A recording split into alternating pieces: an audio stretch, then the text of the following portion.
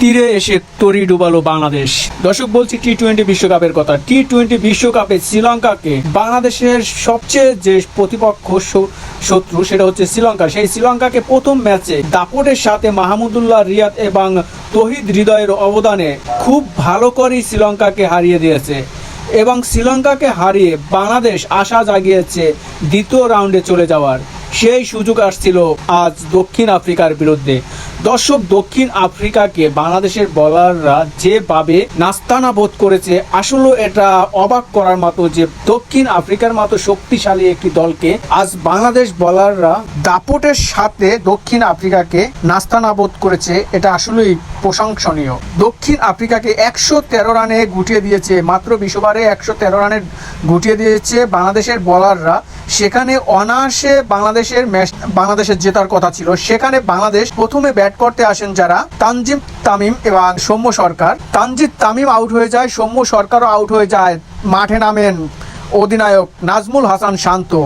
বরাবরের মতো এবারও সেই শান্ত অশান্ত হয়ে মাঠ ছাড়েন। 24টি বল খেলে মাত্র 9 রান করে সে মাঠ ছাড়েন এবং এরপরে শান্তর পরে যে ব্যাটসম্যানরা আসছে তাদেরকে চাপে ফেলে তারপরে কিন্তু শান্ত আসলে আউট হয়। টি-20তে আসলে এটা অবাক করার মতো যে 24টা বল খরচ করে মাত্র 9 রান করে সে আউট হয়। এই ধরনের প্লেয়ার এবং এই ধরনের ক্যাপ্টেন বাংলাদেশের বিসিবি কিভাবে দলে রাখে, এটা আসলে আমার বোধ হয় না, বাংলাদেশের জনগণেরও বোধ হয় না, বাংলাদেশের ক্রিকেট প্রেমীদেরও বোধ হয় না যে কি কারণে শান্ত ক্যাপ্টেন হিসাবে এখনো জাতীয় দলে নেতৃত্ব দিচ্ছে।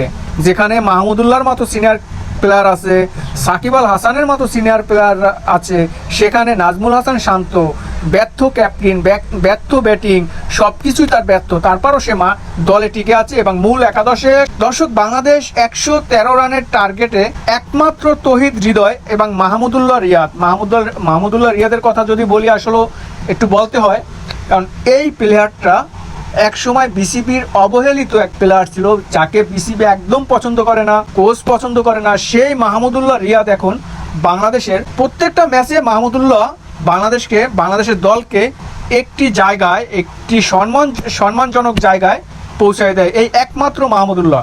সেটা ব্যাটিংয়ে বলেন, ফিল্ডিংয়ে বলেন এবং বোলিংয়ে বলেন। লাস্ট যদি বলি, সাউথ আফ্রিকার সাথে আমি মনে করি যে সাউথ আফ্রিকার সাথে সবচেয়ে ভালো ফিগারের যদি বল করে সেটা হচ্ছে মাহমুদুল্লাহ। 2 ওভার বল করে মাত্র 7 রান দিয়েছে, 2 ওভার বল করে, একমাত্র বলার যাকে কিনা Bangladesh BCB, Bangladesh coach, Bangladesh captain bowl করতে দিতে চায় না এবং বল করতে দিতে চায় ওই সুযোগে, যে সুযোগে মাহমুদুল্লাহ একটা মাইর খায়, ভালো ব্যাটসম্যান ব্যাটিং করে তখন মাইর খায়। মাহমুদুল্লাহর একটা সমালোচনা করার জন্য এই পরিস্থিতিটা আসলে তৈরি করার চেষ্টা করে, কিন্তু যেখান থেকে মাহমুদুল্লাহ সাকসেস হয়ে ফিরে আসে। একমাত্র মাহমুদুল্লাহ আমাদের বাংলাদেশ দলকে এখনো সম্মান চাচ্ছে এবং সম্মান জায়গায় পৌঁছাইয়া দিচ্ছে এবং সাপোর্ট দিচ্ছে। ব্যাটিং হিসেবে তহিদ হৃদয় মোটামুটি প্রায় ম্যাচই সে রান করছে, রান পাচ্ছে এবং সেও ম্যাচ জেতানোর চেষ্টা করে। মাহমুদুল্লাহ আজ দক্ষিণ আফ্রিকার সাথে মাহমুদুল্লাহ যে লাস্ট 2 বলে যখন 6 লাগে এবং মাহমুদুল্লাহ 6 মারে, আসলে ওই জায়গায় মাহমুদুল্লাহ আসলে কিচ্ছুই করার ছিল না, কারণ যেহেতু 2 বলে 6 লাগবে, সেখানে সিঙ্গেল নিয়ে কোনো লাভ নাই, সেহেতু আমার 6 মারতেই হবে। আর মাহমুদুল্লাহ সেই চেষ্টাটাই করেছে। হয়তো ব্যাড লাক, মাহমুদুল্লাহ মাঠ বড় বা যে কোনো কারণে মাহমুদুল্লাহ যে শট আসতে মারছে বা শট লাগে নাই তাও না, শটও লেগেছে এবং মারছেও জোরে, কিন্তু যে কারণে যাই হোক, যেভাবেই হোক, ভাগ্য খারাপ, মাহমুদুল্লাহরও ভাগ্য খারাপ যে আজকে 6টা হয়নি। হলে হয়তো মাহমুদুল্লাহ হতো আজকে বাংলাদেশের সুপারস্টার।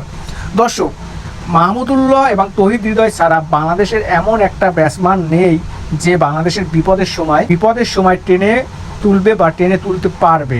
সেই অবস্থানে বাংলাদেশ এখন নাই। বিশেষ করে লিটন, সৌম্য এবং আমাদের ক্যাপ্টেন, বাংলাদেশের জাতীয় দলের ক্যাপ্টেন নাজমুল হাসান শান্ত, বিসিবির সন্তান, এই 3 জনার দিয়ে তো আশা একদমই করা যায় না।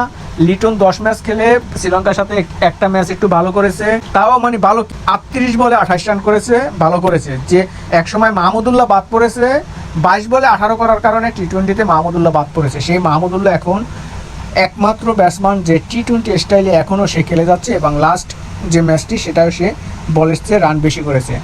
তো দর্শক, এখনো সুযোগ আছে বাংলাদেশের দ্বিতীয় রাউন্ডে যাওয়ার। তো আসলে সময় বলে দেবে, কারণ লাস্ট বাংলাদেশের যে 2টা ম্যাচ দুইটা ম্যাচই মানে বাংলাদেশের চেয়ে দুর্বল প্রতিপক্ষ।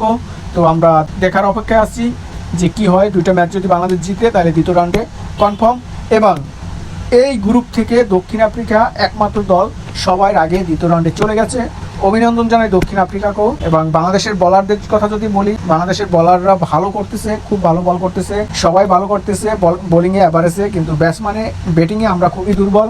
বিশেষ করে যদি পরিবর্তন আসে, লিটন, সৌম্য, নাজমুল হাসান, শান্ত তিনজনের জায়গায় যদি পরিবর্তন আসে, তাহলে আমার মনে হয় যে বাংলাদেশ ব্যাটিংয়ে অনেকটা শক্তিশালী হবে। দর্শক, তো আমার ভিডিওটি যদি ভালো লাগে অবশ্যই আমার ভিডিওটি সবাই লাইক কমেন্ট শেয়ার করে সাথে থাকবেন। ধন্যবাদ, দেখা হবে পরবর্তী কোনো ভিডিওতে। আল্লাহ হাফেজ।